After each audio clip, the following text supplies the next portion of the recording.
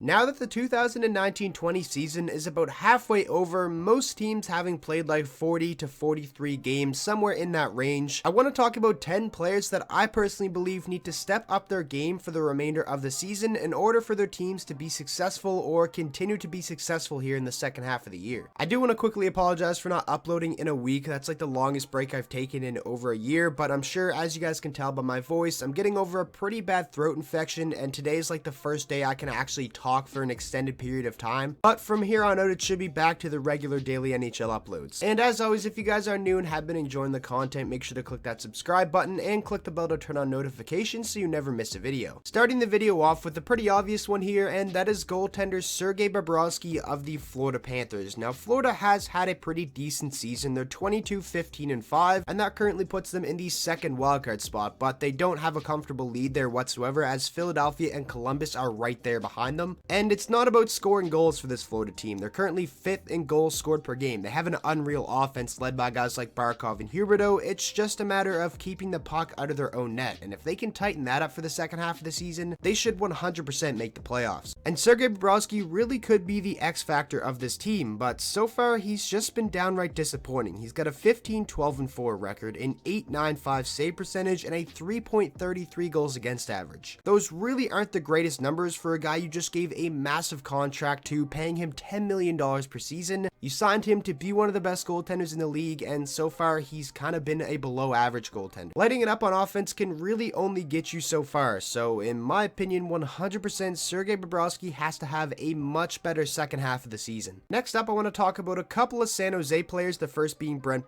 and the second being Carlson. They're two stud defensemen. These guys combined to make about $19 million per season, and the way they're playing this year is really just unacceptable. San Jose, in my opinion, has been the most disappointing team in the entire NHL. A lot of people had them pegged as contenders heading into the season, and right now at about the halfway point, San Jose has actually played 44 games. They're 26th overall in the NHL, 2 games under 500, and 7 points out of a wildcard spot in the Western Conference. Now, there still is a lot of time left, and this team definitely has the talent to turn their season around, but time is running out, and the turnaround has got to start somewhere here soon. And sure, Burns and Carlson are putting up decent offensive numbers, Carlson with 30 points and Brent Burns with 29, but you expect that from them, and it's not like their offensive numbers are groundbreaking, and when you consider their overall game, they're both kind of having a disappointing season. Brent Burns being a -20, and yeah, people don't like the plus-minus stat, but still, on a team like San Jose and a defenseman like him, that's not a good sign at all, and